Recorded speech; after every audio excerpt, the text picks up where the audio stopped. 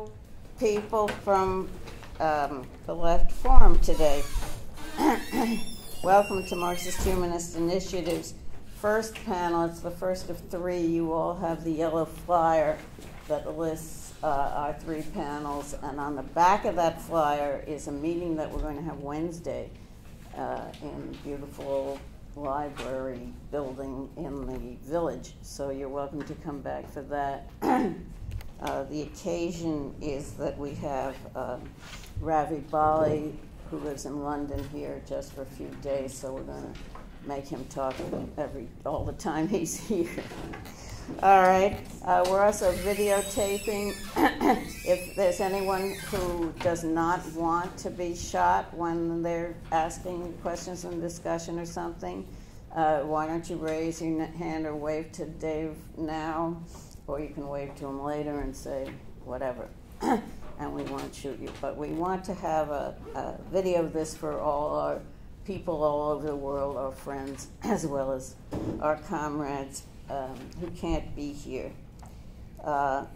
Marxist-Humanist Initiative, for those who are not familiar with it, is we just had our 9th birthday. We come out of a very long line of Marxist-Humanist organizations, but we broke with the other ones.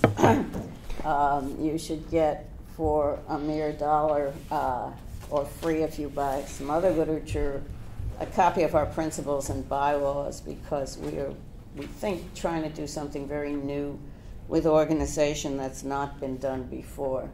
We're trying to reestablish Marxist Marxism.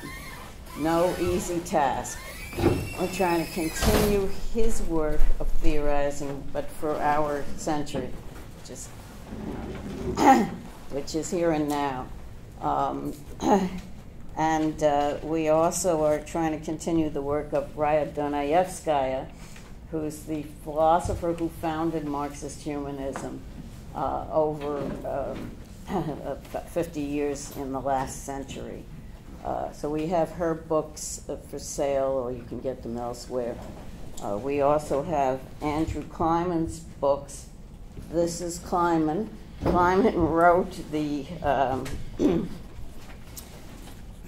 article that we're discussing today, Combating White Nationalism, Lessons from Marx. It's on our website, which you should all consult, and it's also an integral part of our new pamphlet. This pamphlet just came off the press. Ravi brought it from London. It's just $5, and that will give you the very best idea of what we're working on and thinking about, and what we think are the vital questions of the day that the left should be working on. So Andrew, the author, is going to speak last. The earlier speakers will give you a lot of idea of what's in his essay and our perspectives on this question of what can we learn from Marx? How can we do the kind of serious theoretical work that he did for our times, and why do we need that? So we'll hear from the speakers, and then we'll open the discussion up to everybody. The first speaker is Chris Gilligan, who's coming to us on the Skype. He's a Scottish-based pro-migrant activist. He's the author of a book, Northern Ireland and the Crisis of Anti-Racism. And he's also the author of a number of essays on our website, in our web journal. So you ready to take it away, Chris? Thanks, Anne. Hello, New York. Thanks for inviting me. I want to say that I think the MHI Perspectives document, Resisting Trumpist Reaction and Left Accommodation, makes some crucially important points about Marx's response to the agitation for Irish independence in the 1860s and 1870s. Marx was always attentive to movements from below that were striving towards freedom. And with the rise of the Fenian movement and the chauvinistic response of English workers towards the Fenian movement and towards Irish immigrants more broadly, that led Marx to actually change his views on the Irish question. Previously, he believed that working class revolution in England was a precondition for the liberation of Ireland. And he reversed that view and started to argue that the liberation of Ireland was a precondition for working class revolution in England. The MHI document points out that Marx's support for the movement for Irish freedom was not simply humanitarian, but, as Marx put it, it was also a demand made in the interest of the English proletariat. Now you might ask, how could support for Irish freedom be a demand made in the interest of the English working class? Support as an act of solidarity, yes, but actually in the interests of English workers themselves. So why was it that Marx thought that? And the answer that's given in the document, the MHI document, is that Marx focused, well, I read it out here, Marx focused unwaveringly on the actual world historic interests of the working class. He did not pander to the perceived interests or the interests within capitalism of those elements of the working class whose existing opinions impeded the struggle for the freedom of every individual. The document goes on to note that for Marx, the nationalism and the anti-Irish sentiment of much of the English working class were crucial impediments to the goal of the emancipatory self-development of the working class. As long as workers are tied to ruling class ideas and interests, they won't be able to act in their own interest, and therefore their own emancipatory self-development will be crippled.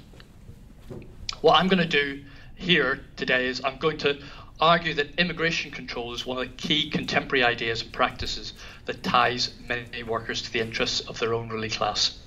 And so that's an issue that's analogous to the question of Ireland for Marx in the 19th century. We can see that immigration and hostility to immigration is at the centre of the populist right. The Lega Nord that have been elected to government in Italy in recent weeks, UKIP that helped to bring about the referendum on leaving the EU in the UK and campaigned on that, Trump in the USA, are just some of the more prominent examples of right-wing populists who recognise that the issue of immigration is one that can be used to draw sections of the working class to stand alongside them in opposition to immigrants. So today, the demand for free movement is the demand that's in the actual world historical interest of the working class. The emancipatory self-development of the working class today will be accelerated through defeat for ruling classes in their attempts to restrict immigration and immigrants. We can see immigrants on the move and at the forefront of liberation movements today on every continent in the world. On every continent in the world, migrants are demanding that their humanity be recognised. Migrant workers in places from Hong Kong to Bahrain to the US to Europe are at the heart of movements that are protesting against forced and precarious labour conditions. Refugees fleeing conflict, the devastation of climate change, are at the borders of Europe and the USA, demanding that the states which destabilise their countries of origin open up their borders and let them in. Undocumented migrants are demanding that they be afforded the same rights as citizens. And through these struggles, immigrants and their allies are actively pursuing their own emancipatory self-development. The Dreamers, when they refused the attempts by the Democratic Party's Nancy Pelosi to cut a deal with Trump over their status, provided us with a good example of this independent self-development in practice. Instead of accepting Pelosi's attempt to become representative of the Dreamers, they demanded protection for all undocumented immigrants, not just themselves. During Pelosi's nationally televised news conference, they shouted her down with slogans like, "Democrats are not the resistance, we are. We are not your bargaining chip. Fight for all 11 million, and all of us or none of us." These protesters recognised that their longer-term interests as immigrants demand that they stand in solidarity with other undocumented migrants, rather than they take the short-term fix that has been concocted by politicians. It's in the longer-term interest of workers to solidarise with dreamers and other immigrants. Nationalism and the nation state is a cage for workers. It's a cage which contains the human aspiration to freedom. And what I want to do now is look briefly at three ways in which the nation state is a cage for workers. Firstly, I'll look at the idea that the state is a neutral body that can mediate between different interests in society. Then I'll look at the divide between native workers and non-citizens, and then the territorial boundary of the nation state. So firstly, the state is a neutral body. To understand how the nation state can appear to be a neutral instrument, we need to understand the relationship between the state and what Enlightenment thinkers called civil society. So civil society is that realm in which humanity engages in producing commodities to satisfy our mental and material needs and desires. It's a realm of competition and conflicting interests. And in this realm, we relate to other human beings as self-interested individuals, not as fellow human beings. And that's not a point that's unique to Marx or made first by Marx. Adam Smith put it this way in The Wealth of Nations. He says, "It is not for the benevolence of the butcher, the brewer, or the baker that we expect our dinner, but from their regard to their own interest. We address ourselves not to their humanity, but to their self-love, and never talk to them of their own necessities, but of their advantages. Nobody but a beggar chooses to depend chiefly upon the benevolence of his fellow citizens." So Smith, like other Enlightenment thinkers, argued that in civil society, each individual pursues their own self-interest, and through doing so, the needs of society are catered for. Enlightenment thinkers, however, recognized that without some regulation, the pursuit of self-interest would become destructive for civil society. We know that even the most rabid advocate of the free market recognizes that there needs to be a body which stands above the market, which stands above civil society or society and enforces the rule of law, and that body is the state. So in liberal theory, the state is a body that acts in the general interest of society as a whole, rather than the interest of any particular section of society. When people talk about the state as a neutral body, or about the political sphere as a realm which acts as a mediator between different interest groups, they're articulating this idea, this liberal idea of the state. Representative democracy is supposed to operate in this way. Citizens vote for politicians. Those politicians who gain the required number of votes then become elected representatives in the political sphere. In this way, in the political realm, a variety of societal interests are represented. In Parliament, these different interests battle it out, and the outcome is an arrangement that satisfies a majority in Parliament. That's the liberal theory, and Marx criticised that. He noted that there are numerous inherent contradictions in the whole idea of the state as a body that acts in the general interests of society. To take the example of elected representatives, Marx noted that the separation of the political state from civil society appears as a separation of the deputies from those who vote for them. And Marx went on to say that there's a twofold contradiction inherent to the separation of elected representatives from those who voted for them. On the one hand, elected representatives are formally endorsed as delegates via election, but once elected, they are formally no longer delegates. They can't be recalled, and they vote with their conscience according to a party line or under the influence of particular interests, whether those be trade unions or corporations. So there's a contradiction there. He also noted that there's a contradiction in their role as legislators. They're paid to act in the general interests. Right? So they're paid by society to act in the general interests of society. But in practice, they act to represent a particular interest.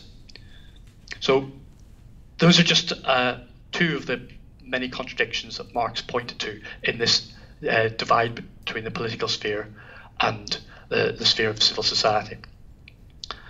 The state doesn't overcome the conflict in civil society. It doesn't act in the general interest. It reproduces in a political form the conflicts that exist in civil society. The class divide appears to be replicated in the political sphere. And just as the interests of capital dominate civil society, so the interests of capital dominate the state. The state, despite the claims that it acts in the interests of society in general, is an instrument of class rule. When people on the left look to the state or to political leaders to bring about their liberation, rather than to the activity of workers and movements fighting oppression, they're accepting their imprisonment in the cage of the nation state. And then there's another aspect of the nation state as a cage, the way in which the state sets up citizens versus immigrants.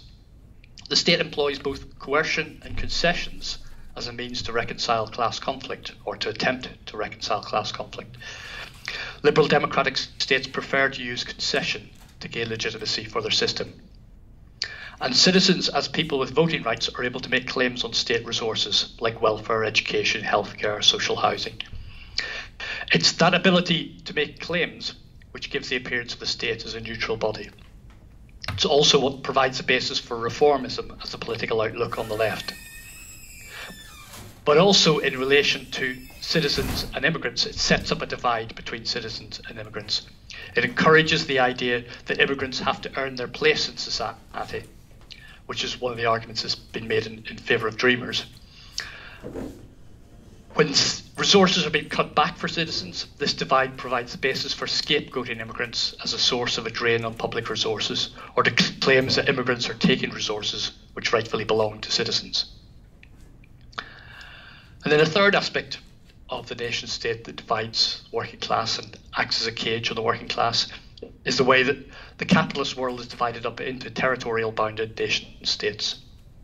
This division of the world gives the appearance that the world beyond the borders holds numerous threats to the citizens of the nation state.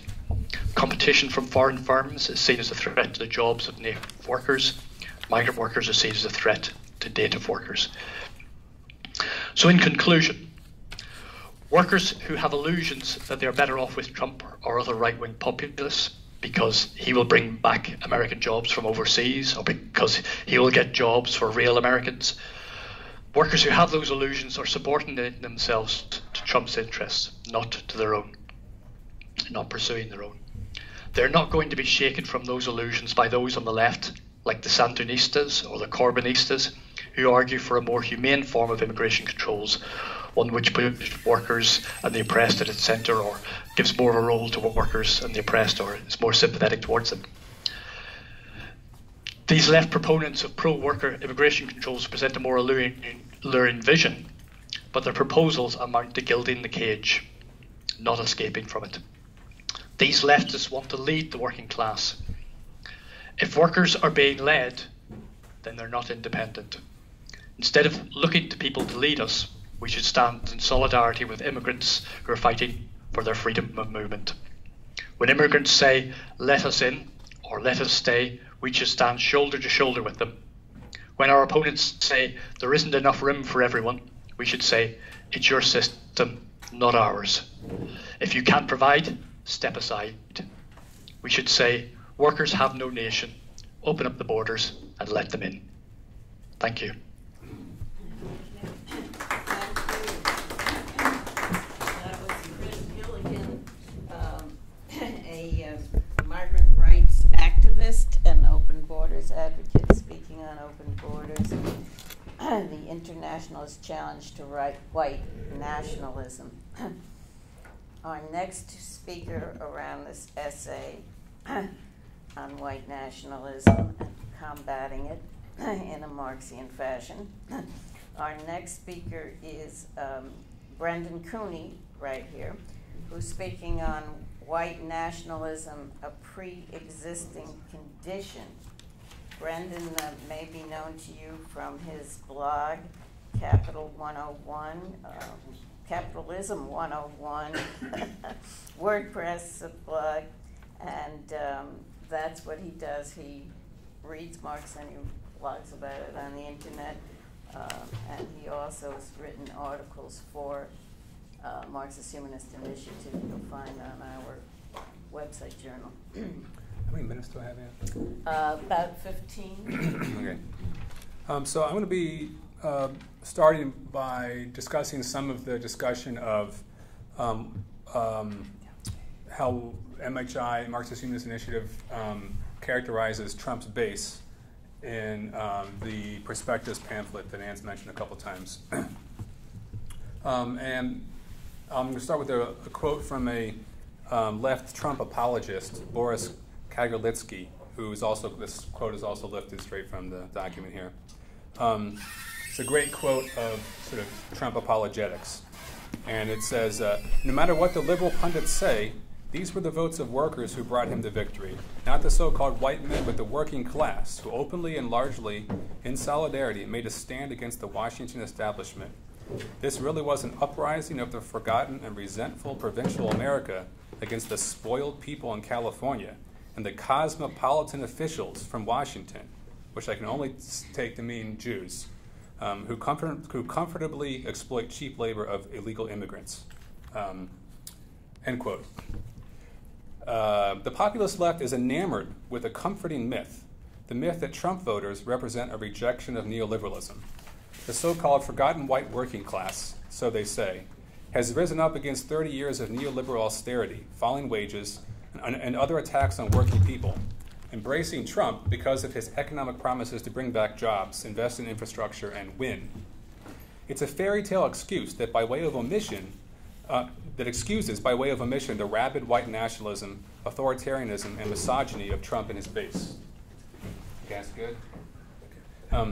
This is certainly comforting to left populists who hope to woo this Trumpite base with their own economic populism.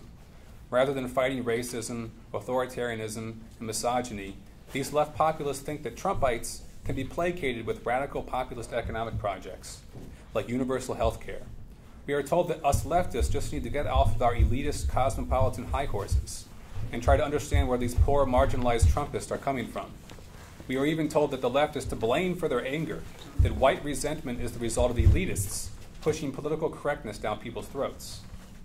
Marxist-Humanist Initiative has taken the position that for a working class movement to truly fight for human freedom, it must free itself of white nationalism, to recognize that the real polarity in capitalist society is not between natives and immigrants, or whites and blacks, or women and men, but between workers and capitalists.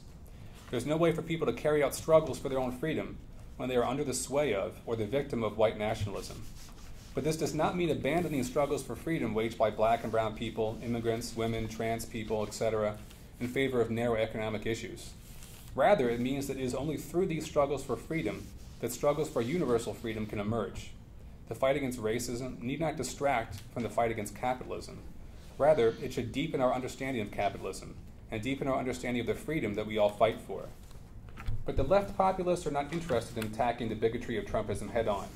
Rather, they would like us to set aside immigrant rights, Black Lives Matter, anti-racism, and focus on issues that will attract Trump voters. And here the left populists finally show their stripes. In their arguments that Trumpists will be won over with economic projects, like universal health care, for instance, they reveal that their aim is not the independent development of the working class in and for itself. Rather, they view Trumpites as a constituency to be won over, to be ruled over by the benevolent care of a social democratic state. They are more interested in ruling for the working class rather than the working class running things themselves. Perhaps this passion for bossing, this desire to administer, this fantasy of the benevolent socialist or state capitalist bureaucrat lording over the thankful white working class explains the lack of concern the populist left sometimes has with the authoritarianism of Trumpism. After all, from Chavez to Mao, many on the left have long shown a lack of concern for authoritarianism, as long as it sounds and looks leftist. The myth of the anti-neoliberal Trump voter, the idea that Trump votes were a rebellion against the neoliberal order after years of declining wages. This myth falls and stands with the claims that middle-class incomes actually stagnated during the neoliberal period. Our prospective thesis challenges this common myth, and it cites recent revised data from Piketty and Saez. Their earlier work on income inequality has been the standard reference for those who've discussed income stagnation and decline under neoliberalism. However, in response to criticism, they've revised those numbers to account for several problems with their original methods. The revised data uses a more consistent inflation index, accounts for the increase in tax units over time, and most importantly includes tax-exempt income like healthcare and Social Security and pensions as income. The resulting statistics strongly challenge the narrative of a decades-long assault on wages under neoliberal rule. And here's a short quote from their revised data paper. They say middle-class income growth was substantial over the neoliberal period. Between 1982 and 2014, the real per-person after-tax income of the bottom 90% of the population increased by 45%. The middle 40%, their increase was 53%. And even the income of the bottom half of the population rose by 31%. Trump votes cannot be a protest against the stagnation of neoliberalism if no such stagnation occurred. Part of MHI's 2018 perspectives contains a detailed review of many of the different studies that have been published recently, all pointing to the fallacy of the myth of the economically anxious white working class Trump base. Recent research shows that Trump supporters' mean household income was $86,000 a year, as opposed to $85,000 for those who opposed Trump. Trump supporters were less likely to be looking for work, and less likely to live in areas where manufacturing and employment had declined since 1990.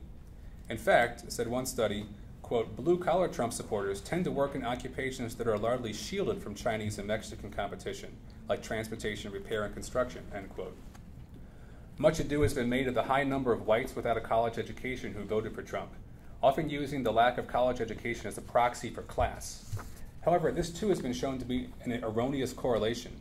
Nate Silver's 530 blog found that though education level could be an indicator of one's likelihood to be a Trump voter, these education differences had no relation to income level. Some studies have argued that Trump is more popular among affluent voters. Last December, the Washington Post ran a story that said, quote, contrary to what some have suggested, white millennial Trump voters were not in more economically precarious situations than non-Trump voters. Fully 86% of them reported being employed, a rate similar to non-Trump voters. And they were 14% less likely to be low income than white voters who did not support Trump. Employment and income were not significantly related to the sense of white vulnerability. So what was racial resentment, the Washington Post suggests? Numerous studies and articles have shown that the high degree of authoritarian, racist, and sexist beliefs amongst Trumpites Numerous studies and articles have shown the high degree of authoritarian, racist, and sexist beliefs amongst Trump voters, and argued that these attitudes are probably the reason why so much of Trump's base supported him and continues to support him in the absence of any positive economic program. Right? He hasn't really done anything for anybody in terms of economic programs, but his base continues to be as loyal as they were before he was elected. It does not take a genius to recognize the deep and long history of racism in U.S. society. Yet what is often overlooked is the persistence of white nationalist sentiments in different forms throughout U.S. history, and how effectively such sentiments can be molded into extremely reactionary political formations, even in places and amongst peoples where it might least be expected. Americans have a habit of treating white nationalism as something relegated to certain times and places in U.S. history. But the ease at which Trump was able to waltz into the White House with direct appeals to racist beliefs suggests that white nationalism is a persistent and recurrent factor in U.S. politics. The rise of white nationalist movements in the U.S. has always been, partly at least, a response to struggles for freedom by black Americans. If we take, for instance, the periodic rise of the KKK as an indicator of generalized white nationalist sentiment in the greater white society, we can see each of the Klan's iterations as a response to challenges to the racial power structure. The original Klan, of course, arose as a response to Reconstruction.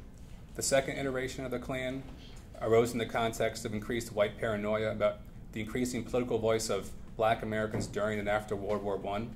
Trumpism in tone, language, and style are eerily similar to those of George Wallace, the segregationist Democratic Alabama governor who launched 4 unsuccessful campaigns for president of the U.S. in the 60s and 70s.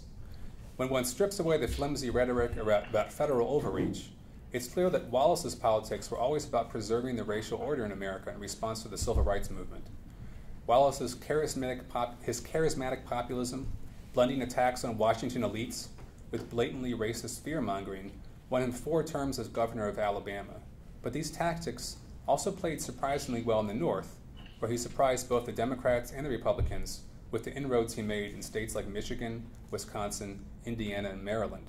In fact, he's credited with pushing Nixon farther to the right on racial issues like school busing. Although a Democrat, he can be credited with foreseeing the Republican coalition of the 80s and 90s, which fused dog-whistle racism, religious evangelism, and social conservatism and states' rights conservatism. While some may paint Wallace as a dying breed of Southern segregationist politician, he could conversely be seen as a prefiguration of something to come. He showed that there was a constituency for white nationalist politics outside the South, even in suburban and urban areas, and he pioneered a way of appealing to white nationalism while still appearing respectable enough for the limelight of national politics. It is the crossover of extreme white nationalism into the mainstream that is so frightening about both Trump and Wallace. Wallace, after all, lost his first campaign for governor of Alabama to a candidate who had already been endorsed by the Ku Klux Klan. Wallace had criticized the lawlessness of the Klan and countered with a program emphasizing public infrastructure and education. He lost. After his defeat, he resolved never to be defeated by the race card again. In his next run for governor, he hired Asa Carter, an organizer of terrorist Klan cells, as his speechwriter, and campaigned with the slogan, "Vote white, vote right." This time he won. In his victory speech, he famously proclaimed, "Segregation today, segregation tomorrow, segregation forever." As a governor, he stood in the doorway of the University of Alabama to attempt to block federally mandated desegregation of schools. But despite his law and order messaging, Wallace maintained a relationship with the lawless Klan, turning a blind eye to Klan violence, and even allowing coordination between police and Klan members in their shared goal of stamping out the civil rights movement. Though one might assume that such political positions and associations would have confined Wallace's popularity to the South, he performed surprisingly well in Northern Democratic primaries. And Part 5 of MHI's perspective discusses some of these electoral surprises in states like Pennsylvania, Wisconsin, Michigan, and Maryland. His strong showing in these Midwestern and Rust Belt states, prior to globalization, prior to neoliberalism, suggests that the appetite for Wallace-style reactionary racist politics predates neoliberalism, existing as a pre-existing condition in the U.S. in both the North and the South. Their perspectives ask us to consider what might have become of his candidacy if he had had the advantages of Trump, of being a wealthy billionaire who could self-fund his own campaign, if he'd been a reality TV star from the start instead of a career politician, if he had wall-to-wall free media coverage, and if he had run as a Republican. What do I have, like 3 or 4 minutes? Yeah. No, less. Less. I will just conclude with this then. I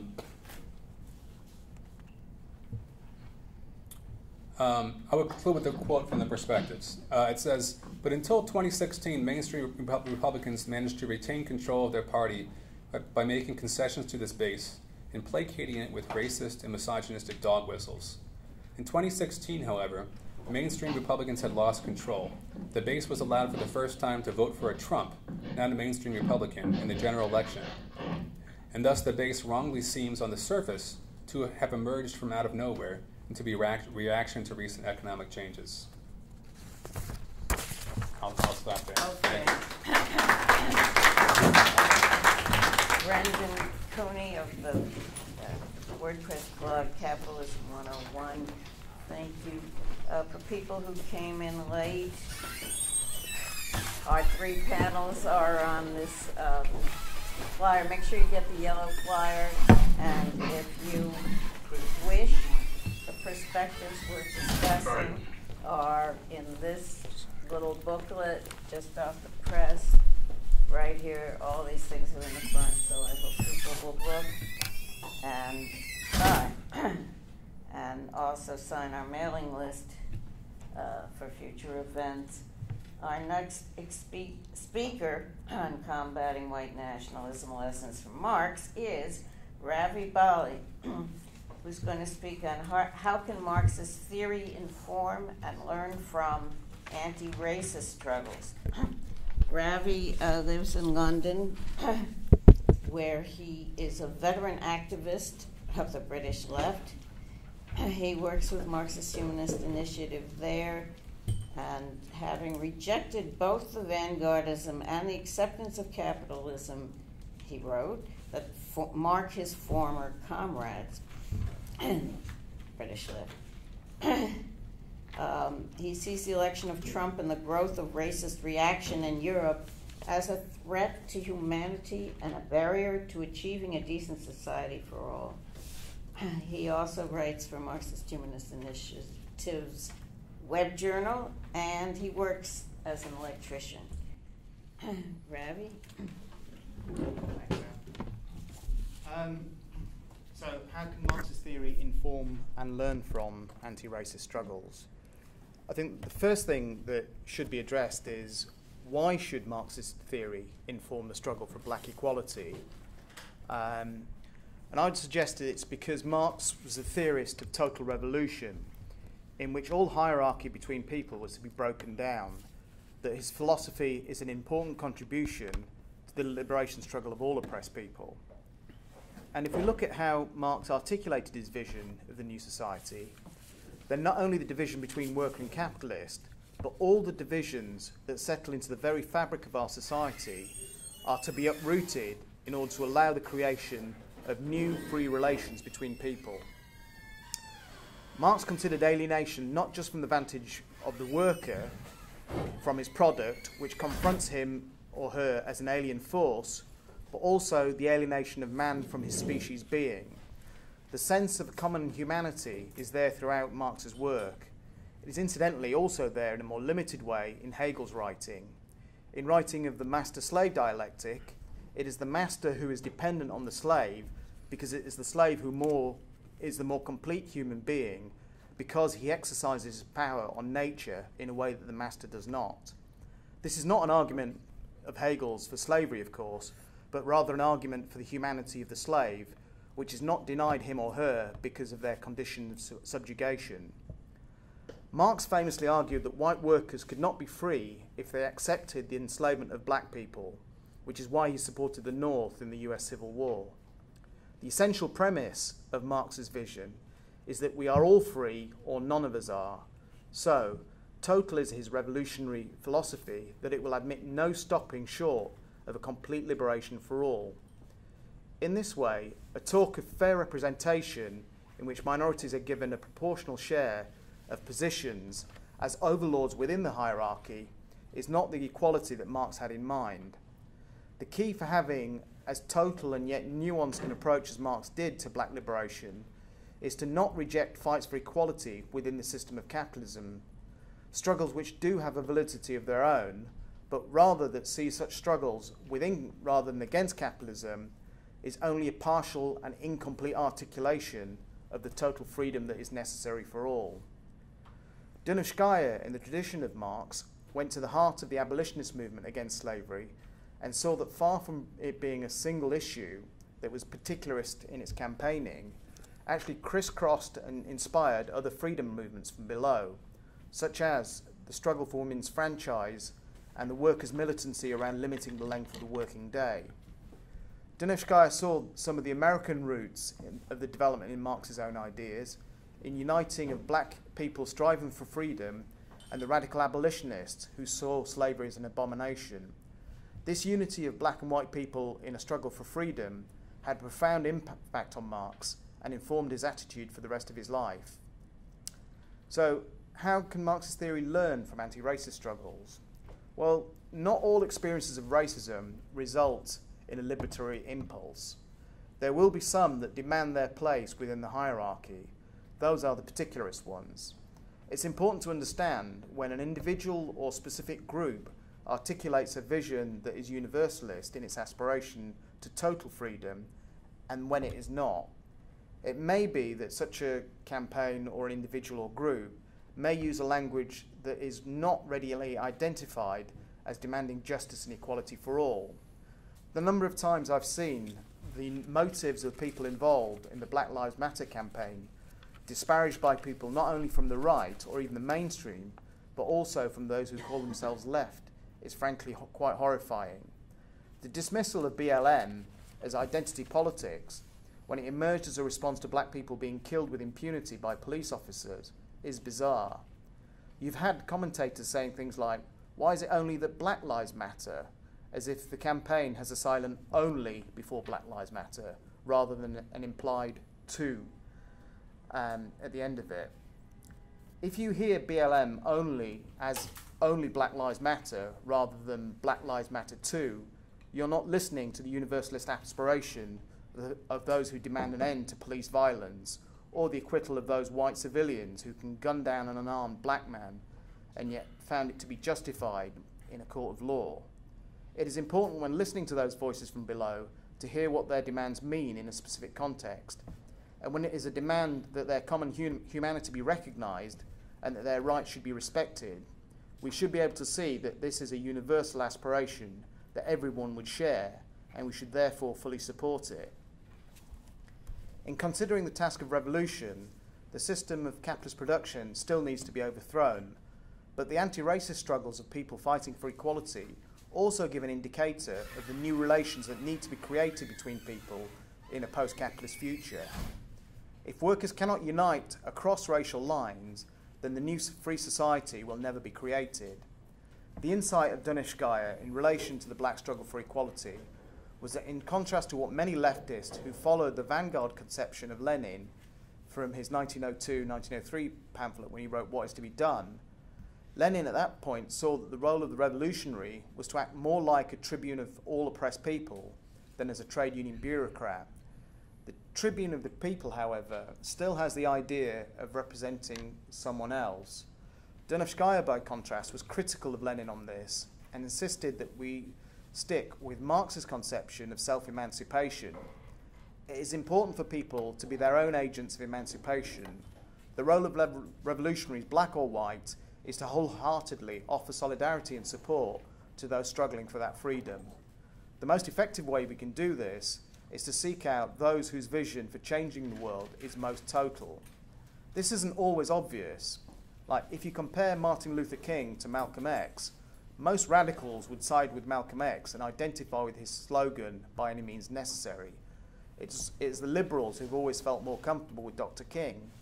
And yet, if you ask, insofar as they disagreed, who had the more total vision of a new society, it was MLK. I'm not saying that King saw himself as a revolutionary, but he did have a grasp of how profound the struggle against racial oppression went to the very heart of American society. Okay, it doesn't match Marx's philosophy in the totality of its vision, but there is a reason that MLK inspired millions and is still commemorated to this day in a country that is still so deeply racist that a figure like Trump can be elected president. Just so that we don't get too sidetracked, I don't want to get too much into a discussion of Malcolm X versus Martin Luther King. I want to stress that I know that Malcolm X, towards the end of his life, moved in a more universalist direction that King had represented for the whole of his life. But that's an argument for allowing the development of freedom struggles, because people fighting for freedom do learn through their struggles, as Malcolm X did. The articulation of a desire for freedom from black people needs not only to be listened to and supported, but helped to develop in such a way that it becomes an integral part of the struggle to create a new society based on new types of human relations.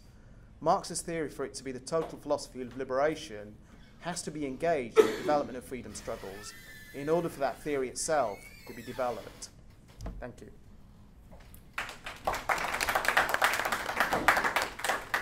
Thank you, Ravi. For those who came in late, the list of speakers is on one side of your yellow sheet. The other side is a meeting where we're going to hear from Ravi again on Wednesday before he goes back to the UK. And this is the document we're all referring to. And this is Andrew Lyman, who's going to speak next about the original essay he wrote on the subject, which is now an integral part of our perspectives that you can purchase. Andrew is the author of two books which we have for sale. Reclaiming Marxist Capital, a refutation of the myth of inconsistency, and the other book is The Failure of Capitalist Production, Underlying Causes of the Great Recession. He works politically with Marxist-Humanist Initiative and writes frequently for our web journal with Sober Census, so you can catch him there. After Andrew, then we'll open it up for discussion by everybody. Thank you. And thank all the panelists. Is Chris still there? Yes. Thank you, Chris, all the way from Scotland. First, I want to clarify something that might not be clear to everybody. When we talk about combating white nationalism, we're not just talking about the monsters in Charlottesville with the tiki torches. That's the way some people think of it. But our understanding of it is white nationalism has a lot wider and deeper roots in society. On the first page of our prospectus thesis, before we get to this Marx stuff, we say we use the term white nationalist to refer to the ideology of people like Trump, Steve Bannon, and Pat Buchanan, and not only neo-Nazis and members of groups like the Ku Klux Klan. In an important recent essay that was fall of last year, Ta-Nehisi Coates calls Trump the first white president and writes that his ideology is white supremacy in all of its truculent and sanctimonious power. So I think it is important to understand that white nationalism is not just the thing of, particular people in, Pepe the Frog, 4chan chat rooms in Charlottesville and so forth. It's very pervasive throughout the U.S. society, and there are ties, step by step between the most extreme and those slightly less, and those slightly less, and those slightly less. Brendan was talking about the Ku Klux Klan. Well, we have a president nowadays, not we, it's not our president, but he's there. He's ruling over us. His father was arrested at a Klan rally, not for fighting the Klan, okay? I got arrested for fighting the Nazis at a Wallace rally, okay? But this was long before that. He was pro-Klan or a member of the Klan, and this wasn't down south. This was in Queens, or maybe it was in New Jersey. He crossed the border for the rally. Fred Trump, there's public records of this, okay? So this is a pervasive phenomenon in our society. The Klan, it's not just a Southern phenomenon. It's all over. George Wallace, and that was part of what Brendan was talking about, and we've got statistics, in the pamphlet. Wallace did very well in the North, in particular the firewall states that flipped from Obama and went to Trump. Ohio, Indiana, Michigan, Pennsylvania, yeah. So there's nothing new about this. So why did I speak about Wallace when I wrote the first draft of this? First of all, it's kind of hard to prove how widespread support for the Klan was. But with Wallace already in the 1960s, he had campaigns from 64 to 76. You had these open presidential primaries or popular selection of candidates for president. You have a lot of statistics on this. It's a lot easier to say just how much support there was for a rabid racist. And it goes way back to Wallace. I'm sure it goes way back to the KKK and everything like that. The question is, how prevalent was it? And it's a lot easier just to go to the more recent period. The other reason I chose Wallace is I remember this. I was in Maryland. I went to a Wallace rally 4 days before he got shot, causing him to be crippled. This is the spring of 1972, and the Nazis, uniformed Nazis are there, or they're protesting him from the right, and we're rushing the Nazis, and the cops, pick us up and stuff. But, it was a real live phenomenon. This is suburban Washington, D.C. This is Maryland, suburban Washington, D.C. Later that same year, 1972, they desegregated the schools. It was always desegregated, but they actually bus people across school district lines. And that caused a huge ruckus, huge ruckus.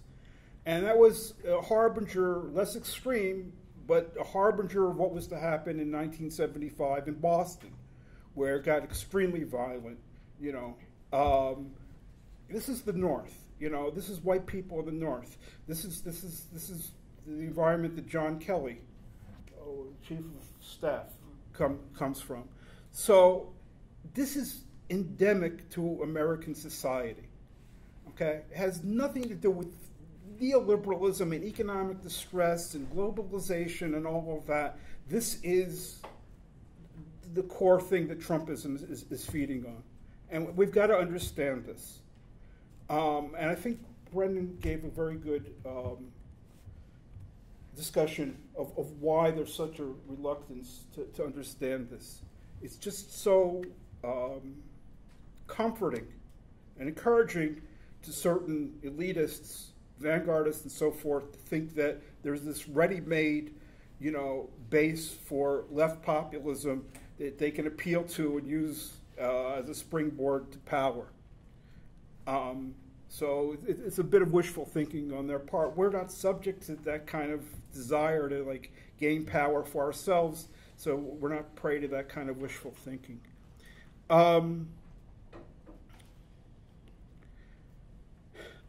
Anne identified me as the author, and yeah, I wrote the first draft, but this document, it's part of MHI's prospectus thesis, and it went through a long process of discussion and revision. So it is really, not just me saying it. It's been checked and it has been revised. It's gone through a lot of scrutiny. Now, it needs to go through more scrutiny, right? And that's why we first of all put this thing in a pamphlet. It's very nice looking. And it's why we're having this session, and it's why we're going to have videos, because we think that the ideas we're putting out are important, but we're not saying that they're perfect. We're not saying that they can't be advanced further, corrected where necessary. The point is, there's a certain set of perspectives that can get us out of this current crisis and towards an emancipatory future. We think our ideas are part of that. We don't think that they're the last word. What we want is that basic perspective of trying, not to give in, no collaboration with Trumpism, no acceptance of this just because, there's a certain popularity there. We got to fight. We think that this is the perspective that has to motivate all the discussion. I think the most important thing that I got out of Chris Gilligan's presentation was that the emancipatory self-development of the working class today will be accelerated through defeat for ruling classes in their attempts to restrict immigration and immigrants. And so his is not an abstract support for open borders, like we, the country, should have open borders. Like, what mean we, white man, if you know that old joke. Tonto was alleged to have said it to the Lone Ranger. But because when you pose open borders like that, well, it's for the good of the country because immigrants help the economy. Well, there's the need to draw a class divide here. Because the moment you get into that kind of discussion of open borders, you get into a discussion of, well, what about job protection, and what about local production, and all of these things. And at a certain point, we just have to say, look, this is not our society. This is their society. It's a capitalist society. It's not our society. What we care about is people. Capitalism doesn't care about people. Okay? So why we want open borders, it's good for people. Okay? It's good for humanity. It's, of course, good for the immigrants who are trying to come in. And it's good to have this for the people who are native already. Okay? That's the difficult thing to understand. And as Chris was saying, what you have to do to understand this is to understand the working class and the interests of the working class in a world historic sense. You know, whatever might be people's interests within capitalism or their perceived interests as white people, as native people, citizens or whatever, they're oppressed by capitalism, and they're oppressed by the capitalist class. And dividing them from other working people, immigrants or whatever, black people, whatever, okay, that's not in their interest in the long term. That's not in the interest of humanity or their interests. So this kind of nationalism is used to divide them. It's actually contrary to their interests, and it's really important for us, and this was Marx's perspective, to try to break the working people, like the English working class, parts of which were against the Irish, big parts, or the white working class in the United States, parts of which, especially in the South, were anti-black. It's very important to break them from, identification with and allegiance to their ruling classes. And the defeat of their ruling classes is therefore of utmost priority. Because as long as they think they can get bennies and get protection, they're just not going to go anywhere. Okay, so Marx said, look, the South has to be defeated in the Civil War. And he said the English have to be defeated in their attempt to rule over Ireland. Okay, why? For humanitarian reasons, but it wasn't mostly humanitarian. It was mostly that the defeat of England, the defeat of the slaveocracy in the South, that would help to draw working people away from identification with the ruling classes and spur their own emancipatory, independent self-development. And so that's our perspective about what we have to do in the United States today and elsewhere in the world today. There's a lot of concern, rightly, with the fate of the working class, including the so-called white working class, which is kind of a misnomer. But the point is not to pander to any sort of racism or xenophobia or, misogyny. The point is what will actually help these folks in the sense of their world historic interests is the smashing, the utter obliteration, the humiliation of Trumpism. When that happens, if it happens, and I hope it happens, and I want to be part of making it happen, and we are part of making it happen, okay? But the smashing of Trumpism will free a large section of this country from allegiance, identification with the ruling class of their race, their nation, and so forth and so on. There were a lot of ideas packed into what Ravi was saying. And I think the basic problematic is, how do we fight immediate struggles? How do we solidarize with immediate struggles that are not explicitly universalistic, at the same time as we are fighting for the ultimate goal of a new human society in which the free development of each individual is the condition for the free development of all, which was how Marx put it in the Manifesto of the Communist Party. So that's our ultimate goal, and yet we've got these immediate struggles that are neither necessarily universalistic explicitly, but they are Black Lives Matter, you know, and not all lives matter, or Blue Lives Matter. You want Blue Lives to matter, you know, hold your breath, turn blue, and then I'll care about you, okay?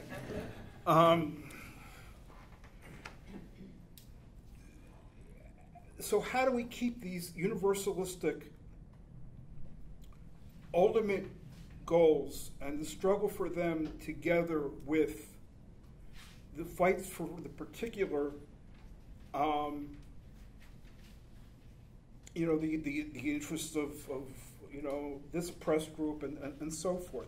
It's a difficult problem, and Marxist humanism has grappled with it since the very beginning and even before. It's really the problem of American society, a problem elsewhere as well. But the thing to understand about United States capitalism is the United States is not a pure capitalist country. It never has been. It was founded largely on slavery, which is not quite capitalism. Okay? It's not a pure capitalist country.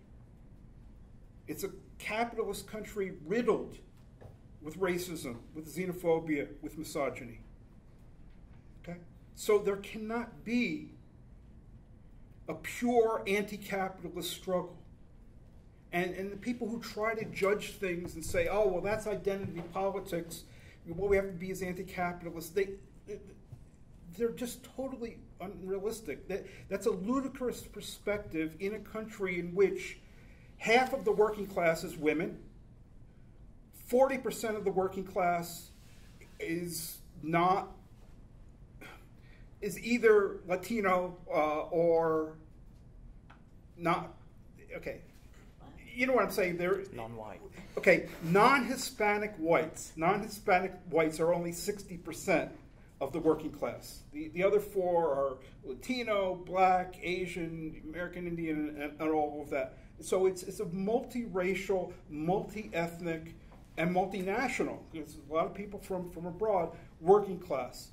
And what? You're going to have a transformation of the economy and a transformation of society in economic terms without coming to grips with the racial divides and the racial antagonism. It's absolutely nuts.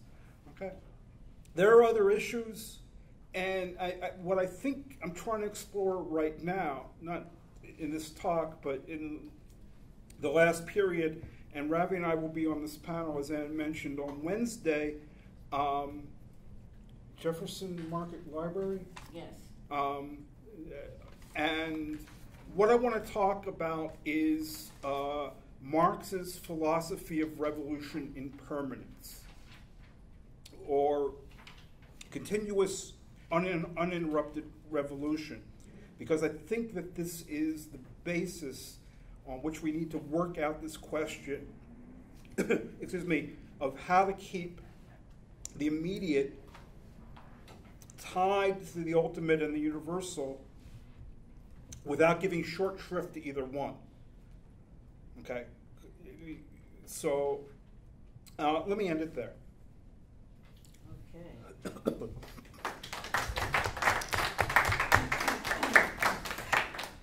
Okay, we have another 35 minutes, so going to open it up. I also want to pass around a sign-up list.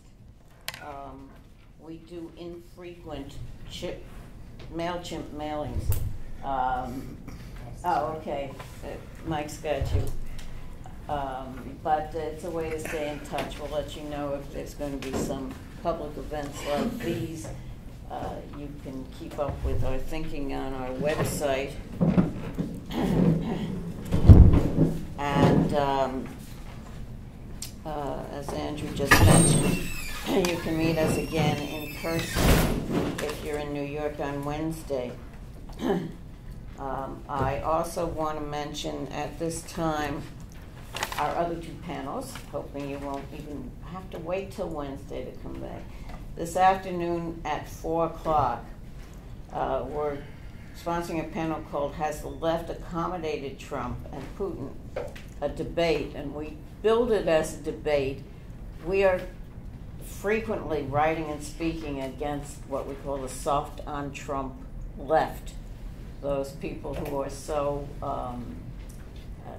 see everything revolving around the struggle against neoliberalism, as they call it, that's the real issue, that they'll even make excuses for Trump, or they certainly didn't fight him in the election or since. So we wanted to debate. We could only find one person who would debate us. The others wouldn't. So he's going to speak, the Krishna Platypus. And we're going to have other speakers besides MHI speakers. Not that Brendan and I aren't great, but it'll be an interesting variety. So that's 4 o'clock today. Then tomorrow at 2 o'clock, we're going to discuss, can Marx's humanist philosophy of emancipation assist the resistance in other battles against Trumpism? And if so, how? No simple questions. This is also what we'll be taking up, in a sense, on Wednesday, and you will hear from a bunch of us then. And lastly, not last because we're going to discuss, but I want you to know we have a book table on the mezzanine, the mezzanine, not this level, but one level down as you're going towards the outside doors. And so you can come and peruse that. It'll be open except during our sessions when we want people to come here. So please come visit us there, take a look, or take a look at them right here before you leave.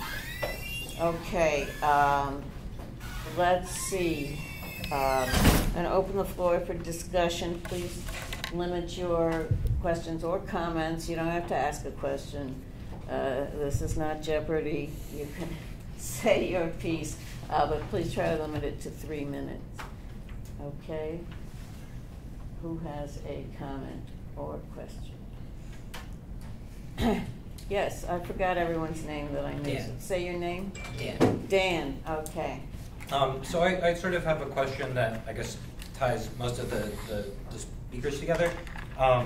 Andrew had kind of asked what are the ties among white nationalism, because a phenomenon I find extremely worrying is not so much the neo-Nazis, which kind of are obvious and unashamed, but what sometimes gets called the alt-right, or crypto-fascism, or even now conservatism.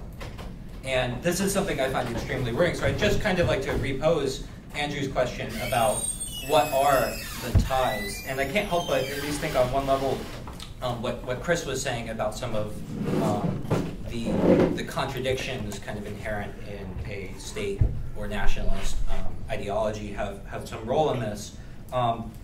Because I do find it quite convincing that it's not really about the economy. It's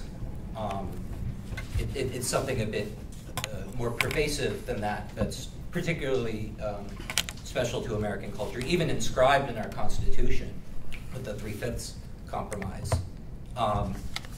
So I'd just actually like to repose your question, and what are the ties among, I guess you could say the alt-right, but going all the way to very explicit fascism. And I guess this is sort of mostly directed at Brendan, but I think this kind of is something you all touched on.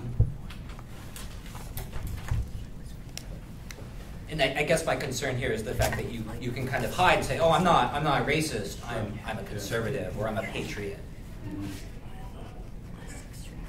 And you want to take a bunch of questions before we panelists this time? All right, well, I'll take one more anyway. Okay, what's your name? My name is Darryl. Darryl, okay. And, excuse me, and to the gentleman's point here, I think it is important that we have to be a little bit nuanced when it comes to dealing with this element, and by that I mean we do have to call it out for what it is. We do have to call out the people that are engaged in this kind of thing. You mentioned Steve Bannon, you mentioned Wallace and Pat Buchanan, who, by the way, when you talk about the so-called alt-right or the so-called alt-right, which, by the way, is the same thing. Richard Spencer said, don't bother calling yourself the alt-right, because we're all going to be lumped in the same category, and he's absolutely right, because they are. But, and I'll get to that point in a minute, but the thing is, I think we talk about Pat Buchanan and everyone, but the important thing about Charlottesville, the important thing about dealing with this new crop that's coming up is that they are coming up. And they're going to be the Pat Buchanans and Steve Bannons in 20 years unless we get a hold of it and make sure that they are kept at bay. And I want to know, and I guess to my point, because I've been dealing with this for a very long time, and I went to Charlottesville. I don't see, I saw Jack Posobiec, who considers himself alt-right, and Richard Spencer both did a rally together in front of the White House about this time last year. So the question I have is, what kind of, you were saying earlier, Andrew, about how we don't have the machinations that, say, the right has. They have the setup, well, that's what makes them the right. That's what makes them conservative, because they maintain the traditional foundations that a lot of things are already in place. We're building new ones.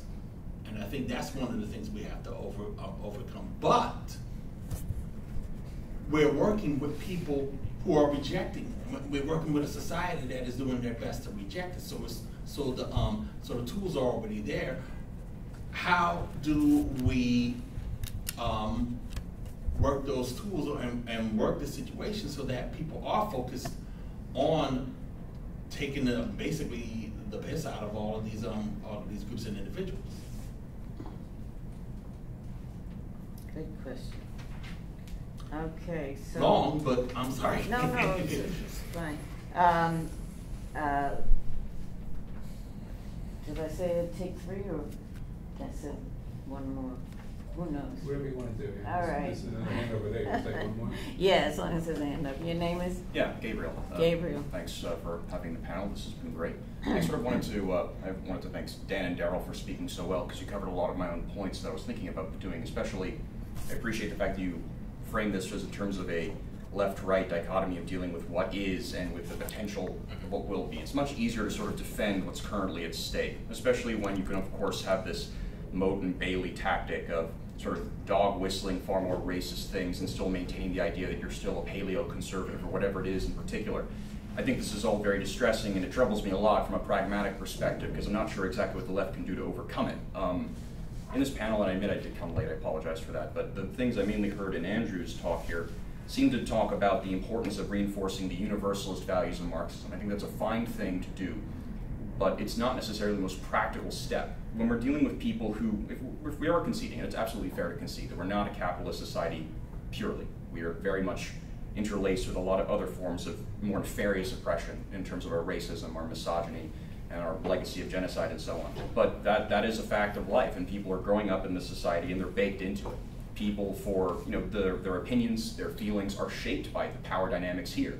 And while we can certainly talk about universalism as an idea, that's a fine thing, it requires, I think it's going to take more than that to convince the average person who's given this no conscious thought and is born almost practically guaranteed to benefit from the societies of power that he's in, to feel racist and to feel xenophobic and to feel excited about the Trumpism and the victory lap it's taking while accomplishing nothing.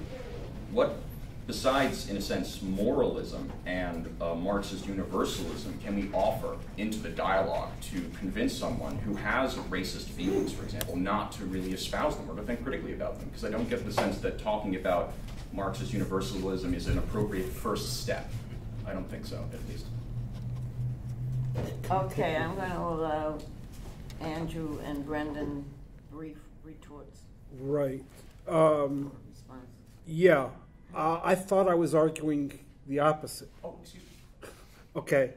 I totally agree that beginning with universalism, I mean, especially among that kind of person, is ridiculous. But also, when people's immediate concern is, not to be gunned down in the street by the cops, they don't want to hear, and rightly they don't want to hear, some abstract rap about universalism, okay? And it's our responsibility as Marxist humanists and so forth to relate the immediate struggles and the immediate needs to the goal of a new human society. I think they are related, okay? But we have to be clear about the mediations, both theoretically and in reality. So that is the burden of what I was saying, okay? We can't counterpose the two. And I think that's a major problem, would be to counterpose those two things. Now, in terms of trying to convince the Trumpite base, xenophobes, racists, misogynists, to go elsewhere, I think failed dismally, okay? I think it failed dismally, and I think we have to come to grips with that. Just as Karl Marx came to grips with the anti-Irish prejudice and the nationalist feelings of a section, not the whole, a section of the English working class in his day, when Ireland was trying to be free and England was trying to maintain its rule over it. And Marx finally came to the conclusion that, look, the regular English worker, not the whole of the English working class, and he celebrated and worked with all parts of the English working class, that were in solidarity with Ireland. He encouraged that. But there were others, and Marx just said, look, there's not going to be any forward movement as long as British rule over Ireland persists.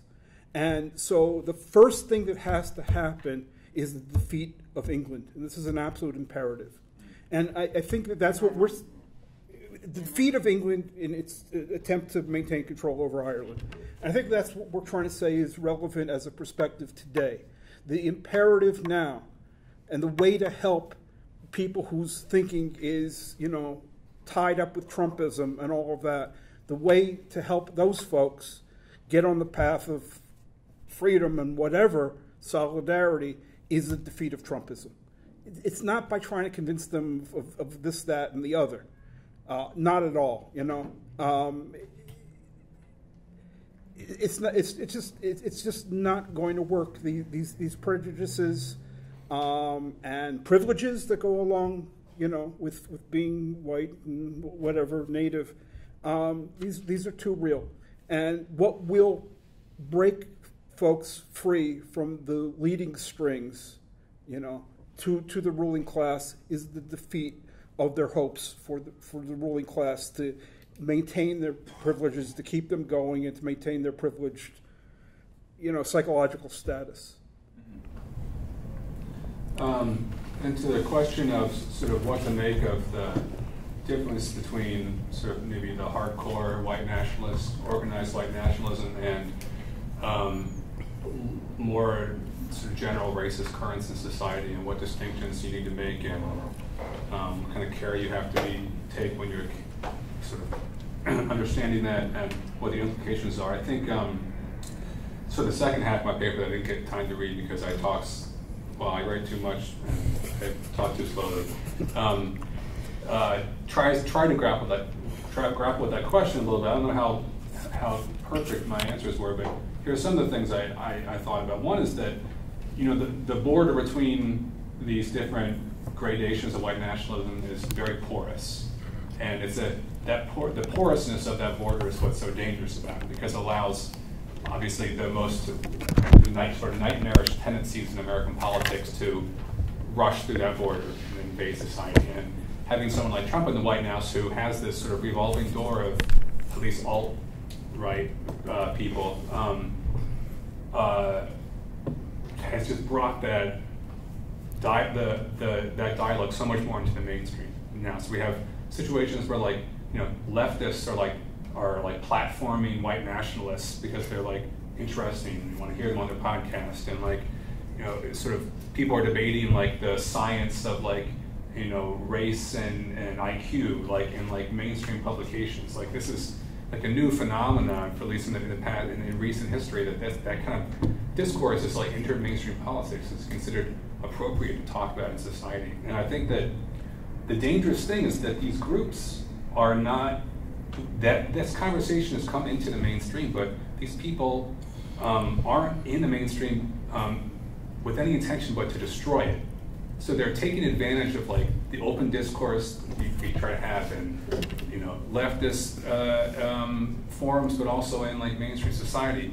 And they take advantage of that sort of openness of debate, and they enter into it with the intent to just destroy it, take over with anti-reason and anti-logic, and that's just a very frightening thing, I feel.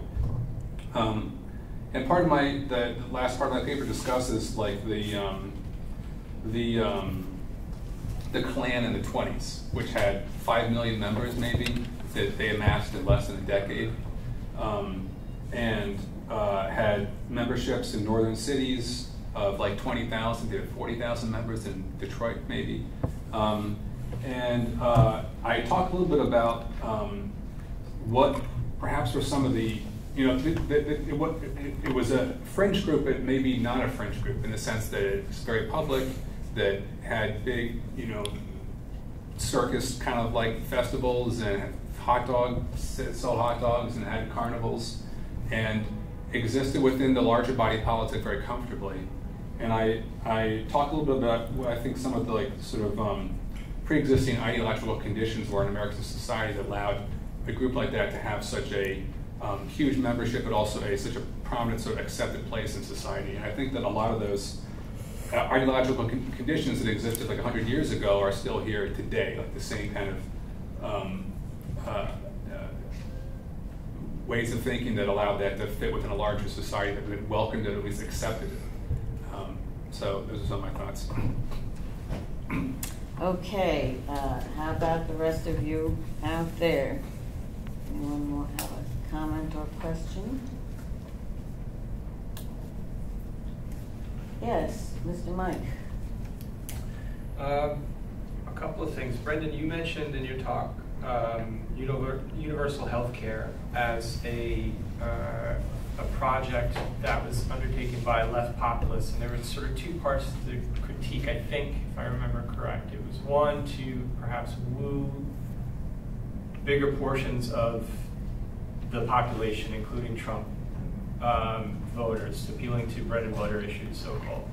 And another was this sense, or the methodology itself, the sort of the leadership role taken by leftist organizations to say, we're going to lead the, you know, the working class people and you know, in a sort of social democratic vanguardism, I guess. I don't know. Could you talk a little bit more about that? Can you tell me? I think, because I don't know too much about is this related to the DSA Medicare for All initiative? That's what I'm not too familiar with. Yeah, if you have some more about that, that would be interesting to hear. And I think the big thing that I have trouble wrapping my head around is the idea of the importance, as it says in the perspective of emphasizing this is not normal, right? The Trump presidency, this is not normal. You have to keep kind of like at that, but also the idea that this is a pre-existing condition. So I'm conflating, I'm sure conflating two different things, but I think that's what people get maybe tripped up about. There's a continuity here, but then on the other hand, Trump is a sort of sui generis sort of figure, right? Andrew Jackson, certainly all the presidents before, you know, the Civil War, and then you can't tell me Woodrow Wilson didn't have a white supremacist, right? So can we unpack that a little bit? Because I think in part the soft on Trump leftism, the Jill Steins, the anti-neoliberalists, they, and I see it on my Facebook feed, right? You know, Obama instituted all of this, all these ICE, you know, the machinery was in place, right? The idea that Trump is just kind of putting the accelerant on what was already there. How do we deal with that? How can we intervene and say, well, I'll just leave it there. Thanks.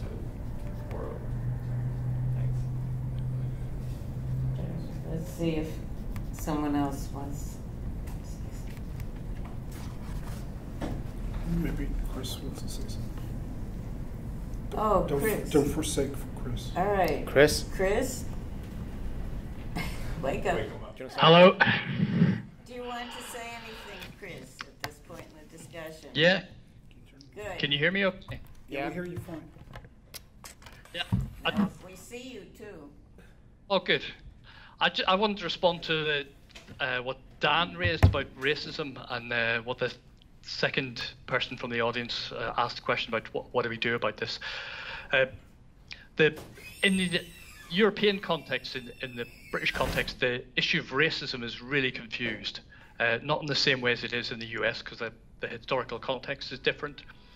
In the UK, for example, Nigel Farage has been able to say, I'm not a racist, because the people I'm talking about stopping from coming into the country, most of them are white.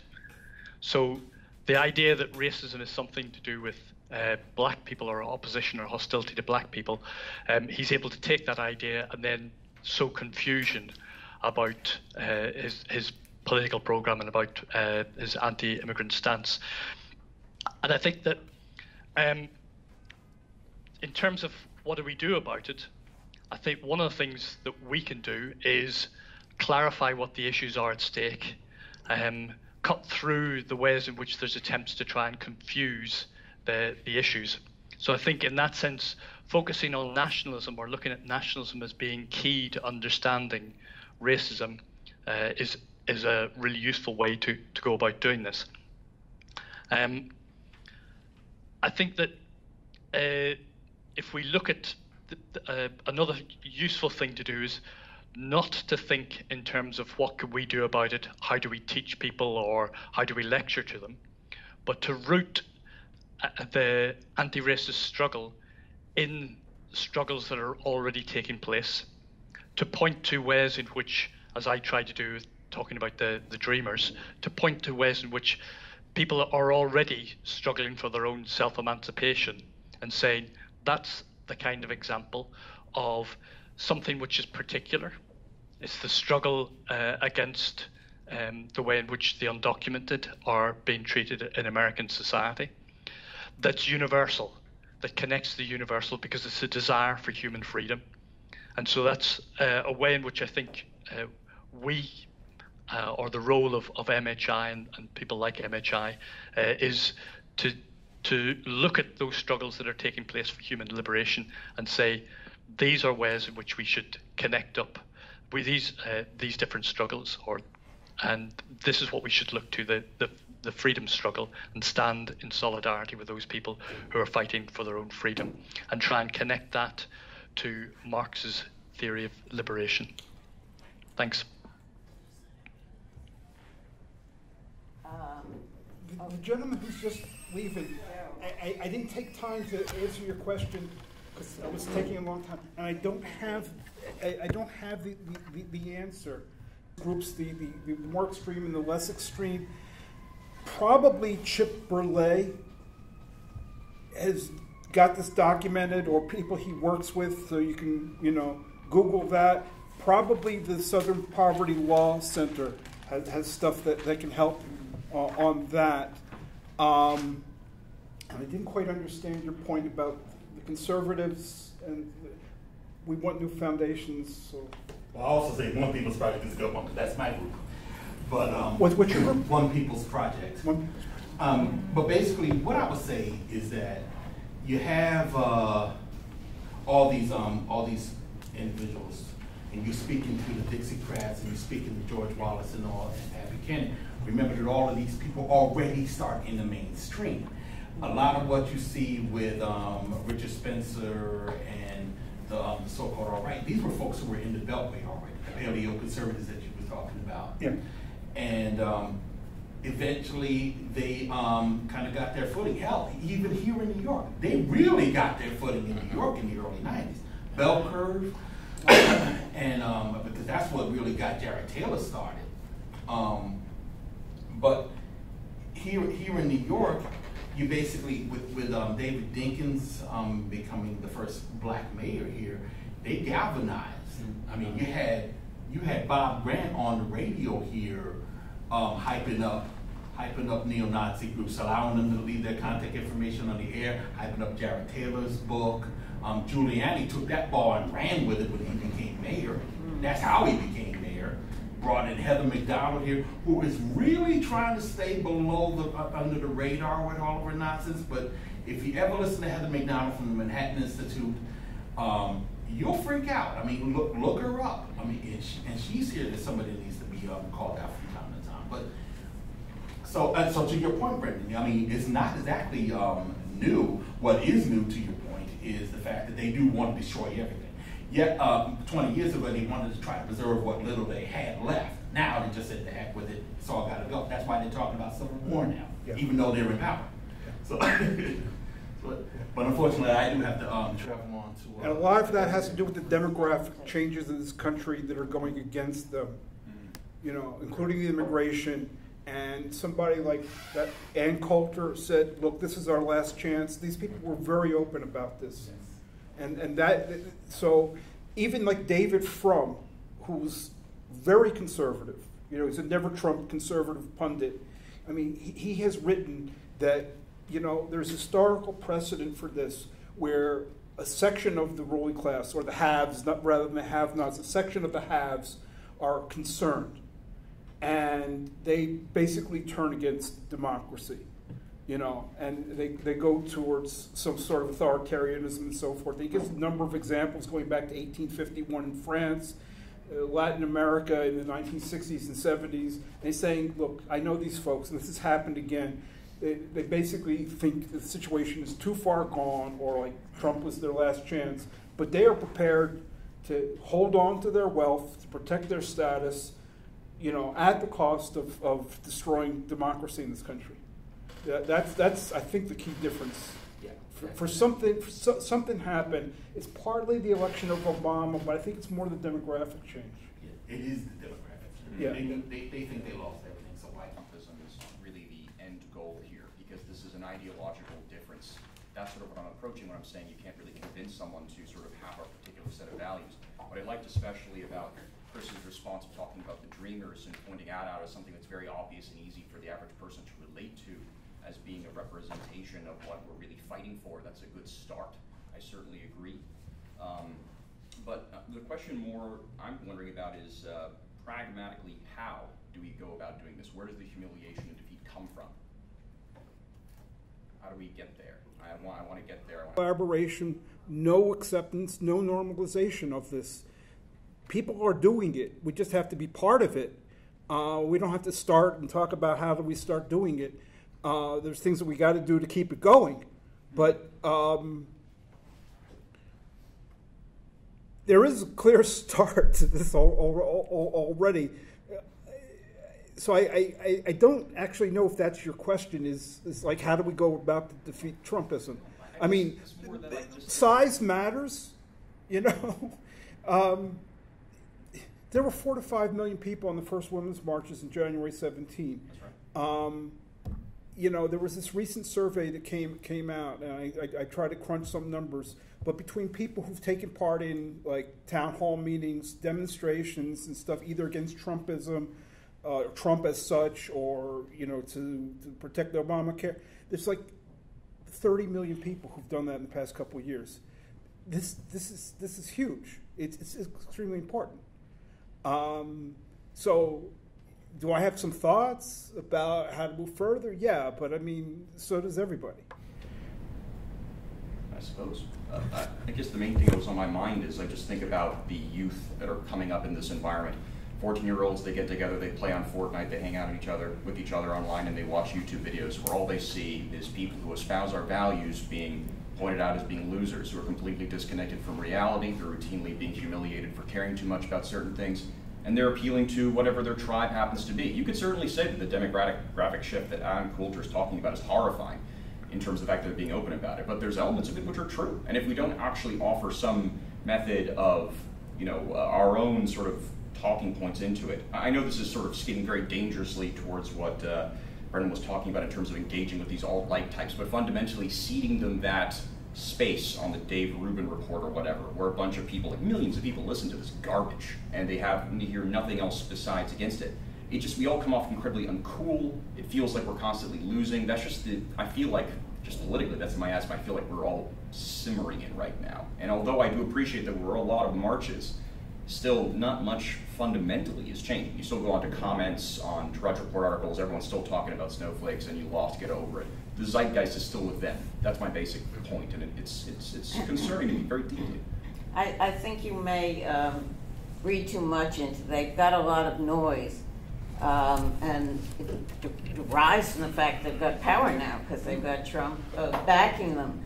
But that doesn't mean that that's the zeitgeist. I think the zeitgeist is with the resistance and those people, and we need to work with them, and we need to get all of the left and liberals to work with them, support them, help them remain independent of the left and independent of the Democratic Party, and develop themselves, because they are the people who are going to make societal change and eventually get rid of capitalism. Not anyone else, not anything we cook up, but those grassroots people who feel that urge for freedom.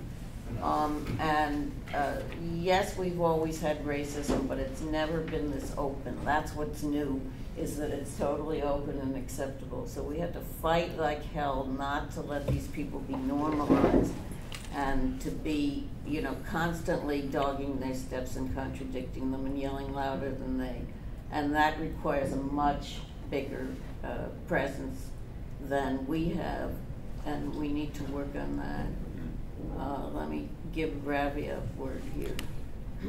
Just in terms of the things that you're talking about and them having an audience in the zeitgeist at the moment, most of those kind of alt-right, kind of white supremacist ideas, the idea that you should be discouraged just because of the numbers, I think, is reading it wrong. The fact that their arguments are so flimsy should actually give us confidence that we can blow them wide open. Okay, Appreciate that. Thank you. I'm going to give Brendan the last word because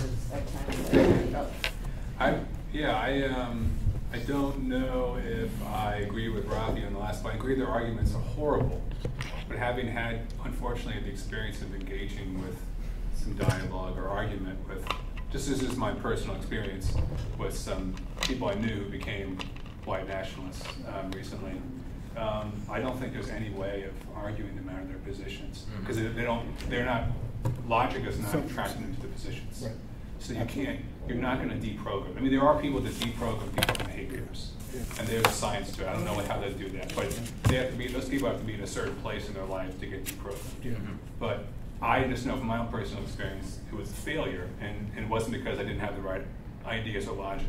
It was because that wasn't People don't go to those things because they're like just looking for the most logical explanation for how the world works. They're motivated by other things.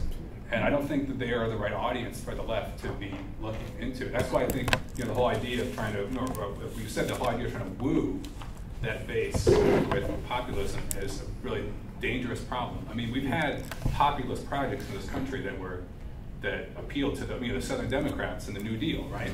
And where did that leave, like, all the black people in the South with the New Deal? Like, the Southern Democrats just sort of excluded them from the New Deal. Like, populism is not inherently like a left thing. So I think the whole idea of trying to appeal to that group is just dangerous, and they're not worth trying to argue with. I mean, maybe on some levels, like, there should be, you should be able to, like, Google, like, race and IQ and see that their ideas are full of shit, but that's, like, not my job. That's, like, idea of like, biologists and people that understand the science behind that stuff more than I do.